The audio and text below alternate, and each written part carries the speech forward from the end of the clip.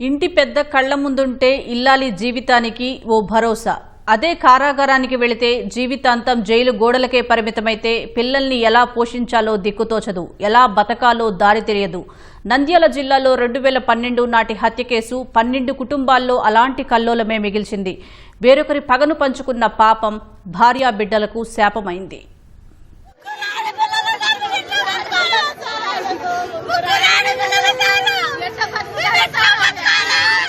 ఇంటి పెద్ద ఆవేశం ఈ భార్యా బిడ్డల పాలిట శాపమైంది.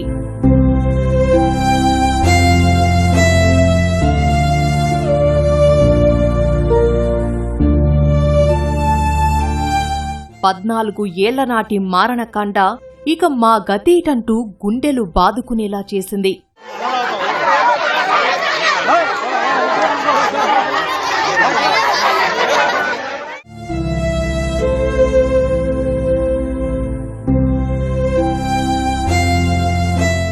గుండెలు పగిలే దుఃఖాన్ని దిగమింగుకుంటున్న ఈమె మౌన రోదనకు అదే కారణం.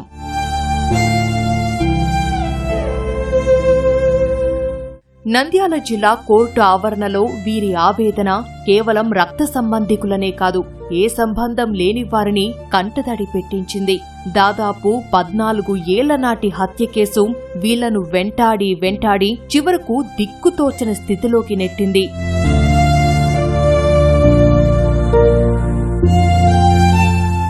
అది 2012 ఫిబ్రవరి 24.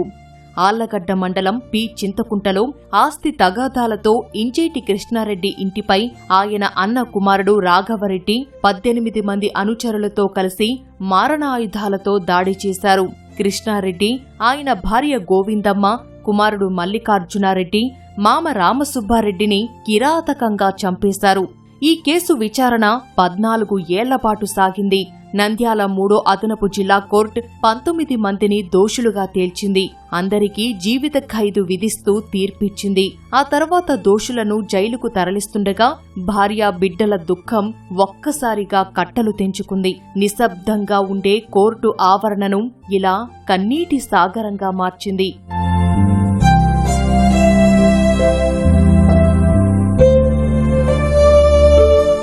పోలీసు వాహనంలో ఉన్న కొందరు దోషులకు టాబ్లెట్లిచ్చి జాగ్రత్తలు చెప్పడం, మరికొందరు తమ బిడ్డలను చూపిస్తూ ఎలా బతకాలంటూ బిగ్గరగా ఏడవడం ఏ కుటుంబానికి రాకూడని కష్టం. పోలీస్ వ్యాన్ కదలబోతుండగా ఇంకెప్పటికి కలుస్తామో అన్నట్లు బంధువులు ఆత్మీయ స్పర్శ కోసం ఆరాటపడడం హృదయ విదారకం.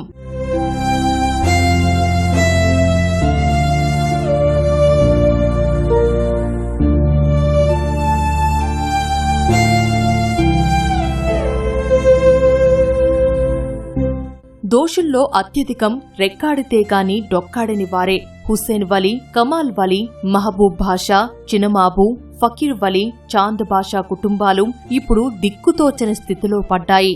నిజానికి పగ వీరిది కాదు, తగాదా కూడా వీరి వ్యక్తిగతం కాదు. కృష్ణారెడ్డిని చంపిన కేసులో ప్రధాన నిందితుడు రాఘవరెడ్డి ప్రత్యర్థుల దాడిలో 2015లోనే చనిపోయారు. కాని రాఘవరెడ్డి వెంట కత్తి పట్టుకుని వెళ్లిన పాపానికి ఇప్పుడు వీళ్లంతా కన్న బిడ్డలు, తల్లిదండ్రులకు దూరమయ్యారు. జైలుకు తరలిస్తున్న సమయంలోనూ దోషుల కళ్లల్లో ఆ పశ్చాత్తాపమే కన్నీటి సుడులై బయటకొచ్చింది.